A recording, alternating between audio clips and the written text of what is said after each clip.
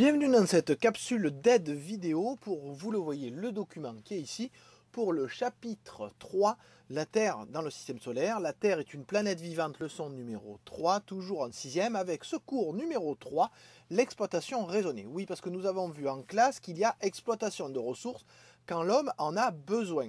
Et il se trouve que cette exploitation va amener à faire des aménagements du territoire, ce que nous avons vu lors du dernier cours, comme par exemple quand on veut mettre une ligne TGV et qu'il y a des obligations, des contraintes qui font qu'on ne peut pas passer n'importe où. Aujourd'hui, on va voir que cette exploitation de ressources peut se faire de façon différente.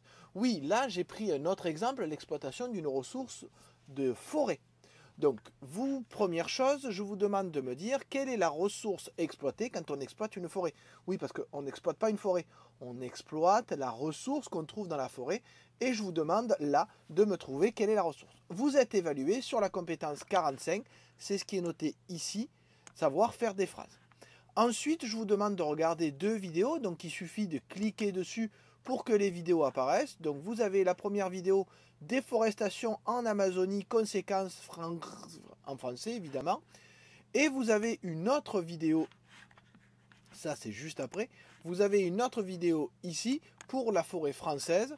Donc vous avez comment les forêts françaises sont-elles exploitées. La quotidienne, c'était une émission que l'on voit sur France 5. Donc effectivement, grâce à ces deux vidéos, vous allez pouvoir remplir le tableau qui est ici. D'abord, vous allez me noter le nom de la forêt qui est exploitée.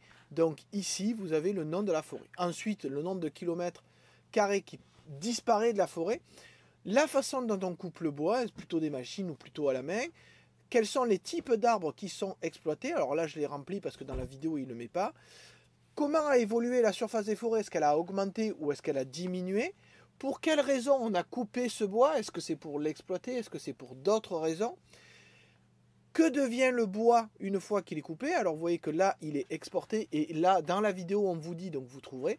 Et enfin, pour les deux dernières lignes, vous avez à barrer ce qui n'est pas juste. Et vous avez deux choix. Quel est le problème lié à l'exploitation du bois? Est-ce que c'est la déforestation ou la malforestation pour le premier exemple ou pour le deuxième? Et vous barrez évidemment celui qui n'est pas correct. Et l'exploitation est-elle intensive ou est-elle raisonnée? C'est-à-dire qu'on réfléchit avant de le faire pour ne pas tout faire disparaître. Donc voici pour cette deuxième question, vous serez évalué sur la compétence C17, prendre des informations. Et enfin pour la dernière compétence, à savoir utiliser l'informatique pour communiquer, je vous demande d'aller sur Géoportail et de représenter 9662 km². Ah oui, parce qu'on ne se rend pas bien compte de ce que ça fait. Donc je vais sur Géoportail et vous voyez que je vais chercher Avignon. Donc je cherche Avignon et une fois que je suis là, je peux cliquer sur la petite clé qui est là et j'ai droit à mesure. Et là, je peux mesurer une surface.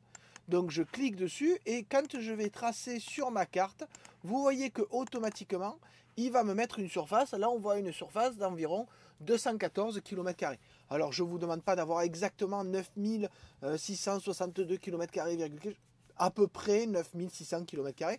Pour que vous vous rendiez compte, vous voyez que là, la surface est déjà assez grande. On a Villeneuve, on a Saint-Sat, on a Château-Renard et on n'est qu'à 214 km².